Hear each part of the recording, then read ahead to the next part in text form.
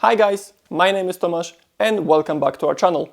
Today we will cover the natural turning pivots backward from the top, right? So continuation of the video from last week. Enjoy!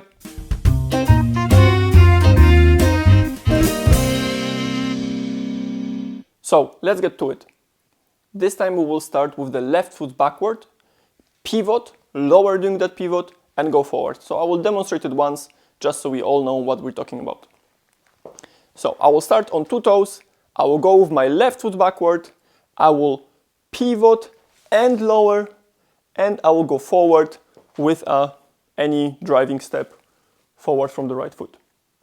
We will have few differences between the forward pivot and the backward pivot. Now the first difference is the first step backward, that I won't go exactly forward, but I will curve that step from the left foot backward, right? Because I want to get out of the way of the person that is going forward at the moment. If we just both go in the same direction, after pivot, we'll end up not in connection. So we will lose each other, which is not the best thing to do. So again, I'll just do it from here so you see. When you start on two toes and you go with the left foot backward, you have to turn through your hip and put your left foot behind your left hip, right? In that moment, you will create a space that the person going forward can go through. Now notice that my right foot didn't swivel. So I cannot turn on my right foot and then go backward, because that's something else already. I have to keep it straight, curve it only through the hip, maintain the right foot as a fixed point, curve through the hip, and then place the left foot behind the left hip. So having that out of the way, let's go through all the other points that are actually quite similar with the pivot going forward. So number one, the footwork will be very, very similar. Why? Because now we're all the time on the toes. So again, we'll have a footwork of toe, heel. So I'll be here, I'll start on two toes with my left foot backward. I will be in a 50-50 position. And again, I want to have very strong ball of the foot now. I will keep that heel up until I complete the turn on my foot. Only then I will place my heel down. And now I can go forward with the heel. And that forward step has to be done with the heel because we lowered. Of course, that would be a different situation if we didn't lower at all and stay on the toes. But that's a very, very rare case. Second point is the lowering. So again, we will try to soften the knees, but without placing the heels on the floor. So I will start in the same place, on two toes, with my left foot curving in the 50-50. I will first start relaxing my knee without placing my left heel on the floor. And that's very important. If you place that left heel on the floor, you will not create a correct pivot, or you will just pick a different direction that we want to do. And right now it's still the one that is 180 degrees. So I want to first relax my left knee. I want to keep relaxing my left knee during the turn and only then put the heel down in the end of the turn. Now, at this moment, I'm in my maximum lowering.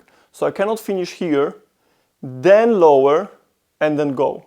I have to be in my maximum lowering, so now I'm ready to drive forward and move my body across the floor. The third thing is the spread of the turn. But again, it will be quite similar as all the other pivots. So we will start on two toes. We will curve in the first step through the hip. So now we will be in the 50-50 of the first step, and I will be exactly squared with my shoulders, hips and back foot. Notice that my front foot hasn't turned, so keep it as stable as you can. Now I will continue turning my body and my hip, and I will turn so much that will cause my foot to overturn. And when my foot overturns, it has to turn much more than my body, so my body ends up underturn. So in the second part of the pivot, it will feel like the body doesn't do much, but it will look like it's turning. In that moment, I should finish underturn in relation of my next direction. So if I want to go to the wall, I have to finish slightly underturned in order to blend that turn nicely with the first step. As for the head change, it's very simple. Just keep it left. I think in the pivot backward, it's very difficult to have your head in general to the right, because that can influence the poise a lot and can cause many problems in the couple. The easiest thing you can do is to keep it left for the whole duration of the pivot. So again, I will start with the head to the left, I will continue with the head to the left, I will make the pivot, keep the head to the left, and I will drive forward with the head to the left. That's pretty much the easiest solution there is. The last thing we will mention is that through entire pivot, and that's also, of course, forward and backward, we should have body line vertical to the floor. So at any moment we don't want to favor our hips forward or favor our shoulders or chest forward. So we have to be very careful, especially with that left heel putting down too early, because if we do that, there's a very high risk of us taking the weight of the chest and shoulders way more than the hips, right? So we have to still make sure that we are moving the body line exactly vertically to the floor, even with the pivot and during the pivot and after the pivot. It all happens in the same alignment.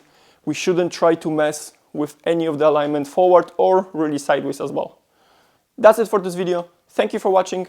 As always, if you like it, please hit the like button. If you have any comments, please put them in the section below. And if not, we will see you in the next one. Bye bye.